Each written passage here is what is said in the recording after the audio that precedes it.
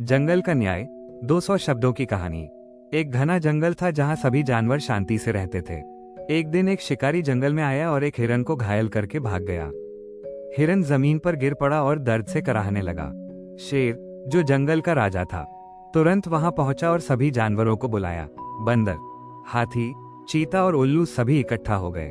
उल्लू, जो सबसे समझदार था, बोला, हमें शिकारी को सबक सिखाना होगा ताकि जंगल का कानून बना रहे। सभी जानवरों ने एक योजना बनाई। अगले दिन जब शिकारी फिर आया तो बंदर ने पेड़ों पर शोर मचाया, हाथी ने रास्ता रोका, चीते ने उसका पीछा किया और आखिर में शेर ने उसे पकड़ लिया। उल्लू ने शिकारी को समझाया कि जंगल के जानवरों को भी जीने का हक है और अगर वो दोबारा आया तो अंजाम बुरा होगा। शिकारी ने माफी मांगी और वादा किया कि अब वो कभी किसी जानवर को नुकसान नहीं पहुंचाएगा। इस तरह जानवरों ने मिलकर अपनी रक्षा की और दिखाया कि एकता में ही शक्ति है। नीति कथा। एकता में बल है और अन्याय का जवाब बुद्धिमानी से देना चाहिए। शीर्षक, जंगल का न्याय 200 शब्दों की कहानी। एक घना जंगल था जहां सभी जानवर शांति से रहते थे। एक दिन एक शिकारी जंगल में आया और एक हिरन को घायल करके भाग गया। हिरन जमीन पर गिर पड़ा और दर्द से कराहने लगा।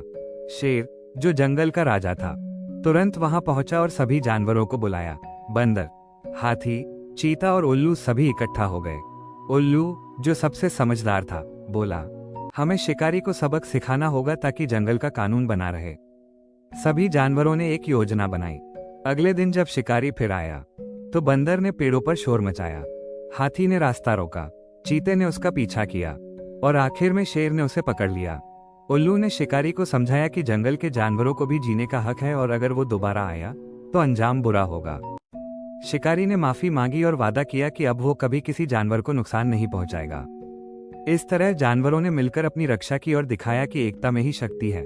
नीति कथा। एकता में बल है और अन्याय का जवाब बुद्धिमानी से देना चाहिए।